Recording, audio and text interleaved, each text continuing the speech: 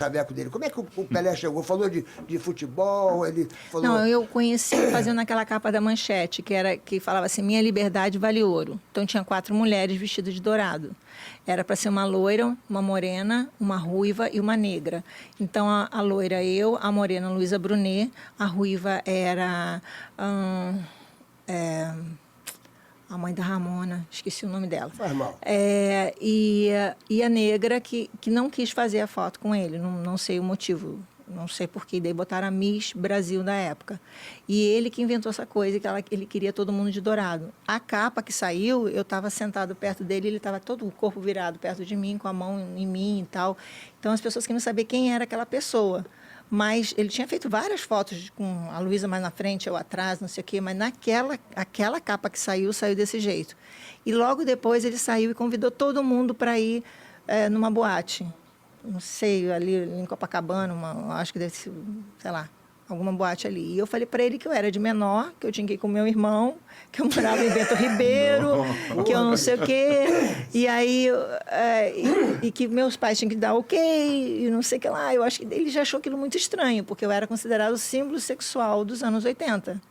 Tinha tido uma capa anteriormente, que era eu de costas, dizendo símbolo sexual dos anos 80. E aí ele falou... Acho que isso chamou uma atenção, sei lá, foi diferente. Mas depois disso daí, o que aconteceu?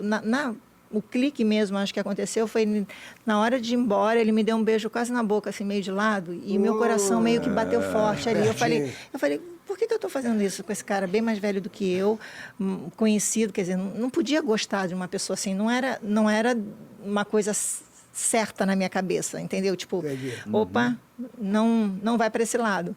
Só que ele insistiu, eu cheguei em casa, já tinha flores para minha mãe, ele mandava coisa para minha mãe, chocolate para minha mãe. Jogou certo, chamado de rei, né? Jogou certo, brother. E ele começou a conversar muito com meu pai, e aí ele ligava dizendo, olha, ele fala sempre na terceira pessoa, o Pelé precisa sair para algum lugar, não sei o que, será que posso convidar sua filha para acompanhar, já que está todo mundo achando que o Pelé está namorando ela, então... E aí a mãe falou, vai. Ele já tinha conquistado a minha mãe, já tinha conquistado meu pai. Aí eu comecei aí, as pessoas cada vez falando mais, a gente não tinha ficado junto, depois de um mês mais ou menos que a gente começou a ficar junto. E isso foi, eu acho que eu fiz a capa em outubro, em fevereiro mais ou menos que a gente começou a ficar mais próximo. E aí quando eu fiz quase fazendo 18 anos, que foi em março, que eu comecei a ficar com ele. Então eu fiquei dos meus 23 anos... dos meus 19 anos, 17 anos para os meus 23, foram 6 anos. Caramba! E eu me lembro que, e você foi apaixonada por ele, o Rabelo, ela foi apaixonada. Ela, quando separou, ela ficou muito triste, que eu me lembro que, nós nos encontramos e ela estava tendo até ir para o psicólogo, e, ela balançou o coração mesmo. E as pessoas falam, a Xuxa virou Xuxa para o Pelé? Não, mentira. A Xuxa já era capa de revista. Pois é, e o Pelé, quando viu a Xuxa isso mesmo, porque o Pelé era águia. Eu conheci o Pelé. Pelé era um cara, inteligentíssimo. Na realidade, essa coisa de psicólogo que você falou foi que eu fiz por 2 meses. Tu lembra e foi disso? por causa que meus pais se separaram. E, obviamente, juntou tudo.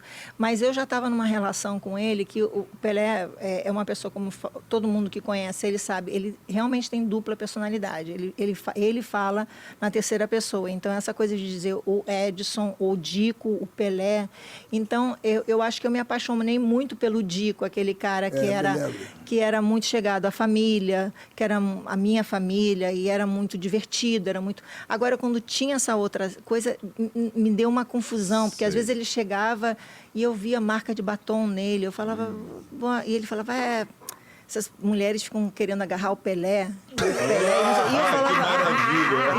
Isso é fácil, né? 7-1, é o 7-1. E eu, com pouca idade, eu não entendia direito isso. Eu achava isso normal, entendeu? Então, eu tive que me acostumar com uma coisa, porque, afinal de contas, é o maior ídolo do mundo, entendeu? Então, foi um negócio que, para mim, não foi uma tarefa muito fácil. Dos meus 17 aos meus 23 anos... Ficou quanto tempo com ele? Ficou 6 anos. Foi uma Então, ele tinha uma pessoa jurídica, né? Então, que era o Pelé. Que aí fica difícil, né? Bem difícil. Mas tu ficou traumatizada, assim, de negócio de homem, assim, falar, puxa vida, será que todos os homens que eu vou ter vão vir com camisa com batom, essas coisas assim? Não, eu não confiava mais. Tipo, eu sempre achei que o homem meu pai também teve uma história do meu pai ter ficado 33 anos com a minha mãe e ter traído a minha mãe. Então, eu falei, se meu pai trai, todo mundo vai trair.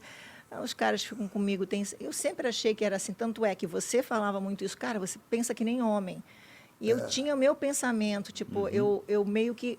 eles vão me usar, então eu também usava. Eu chegava para os caras iam ficar comigo e diziam, não me liga no outro dia, não quero falar, não me manda flores, que daí eu não falo com você nunca mais. Não fala comigo, me faz o seguinte, a gente fica junto, se eu tiver a fim de ficar junto com você de novo, eu te ligo, a gente fala. E aí ele falava assim, isso é pensamento de homem. De homem, naquela época, então... Eu falava para ela, pô, isso aí... Naquela época ninguém fazia isso. Mas eu já fazia, porque eu acho que... Era uma autodefesa dei sua. uma traumatizada nisso. Tanto é que eu falava assim, eu acabava de ficar com os caras, eu falava, nossa, como eu queria ter uma catapulta na minha cama, assim, pra ver, o cara sumir, ou ser sugado. Homem falava isso, então eu tinha muito essa coisa. E eu sempre achei que eu não ia nunca, eu não conseguia me ver. Tanto é que quando eu conheci o Ju, eu falava para ele, tu vai ter que me ensinar a namorar. Porque eu não sabia isso aí. Porque depois do Pelé, eu tive um relacionamento com o Beco, com a Ayrton, que também é o maior ídolo desse país. Sim. Então, sair de mão dada, namorar, não era uma coisa normal para mim. Logo depois eu me relacionei com o Lu e que na realidade eu queria realmente ser mãe. Eu não queria um casamento. Sei. Então eu não tive, desafio, né? Então eu não tive essa coisa tipo assim de mão dada, de pipoca, de sair. Eu estou fazendo isso com o Ju agora, andando na moto, indo para, sabe? Mas também porque a tua vida não dava para namorar, bicho. A vida da Xuxa. Olha, eu conheci o Pelé, só voltando um pouquinho o Pelé. Sabe como é que eu conheci o Pelé? Eu fui na casa da Xuxa, ela tinha uma cobertura na lagoa, tu vai lembrar isso aí. Aí meu pneu furou. Estava na garagem, meu pneu furado, aí eu subi na casa dela, aí estava o Pelé sentado, eu nunca tinha visto o Pelé. Aí eu falei, fala Pelé, fala Serginho, irmão, tá de bobeira? Vem cá me ajudar a trocar o pneu aqui. Aí ele falou, mas como assim? Meu irmão, meu pneu furou, cara, me ajuda aqui, eu não sabia trocar o pneu. Aí ele desceu, começou olha, você tem que fazer isso. Eu falei, então faz aí, bicho. Aí ele começou a rodar o bagulho. A gente andava tanto junto que a gente falava parecido. Se você pegar imagens minhas no Clube da Criança, eu falava mais gíria do que qualquer outra coisa, como o Serginho. E as minhas expressões também não eram femininas, eram bem Sérgio. Tanto é que quando eu comecei a namorar o Pelé, eu estava Cannes, sei lá, eu fui com ele para Cannes, eu acho. E a gente estava na mesa e aí eu levantei e falei, vou pro toalete. Aí ele olhou para mim assim, tava todo mundo, ele falou, você vai para onde, carinha? Ele me chamava de carinha porque eu chamava ele de cara toda hora. Aí ele fala, você vai para onde, carinha? Eu falei, vou no toalete. Aí ele queria que todo mundo ouvisse e falou, aí ele, de novo, fala para eu ouvir mais alto, você vai aonde? Aí eu falei, eu vou mijar. aí ele olhou para mim e falou assim, quem mija é o Sérgio Malandro. Mulher faz xixi. Tipo assim, ele sabia que eu tinha as expressões do Sérgio.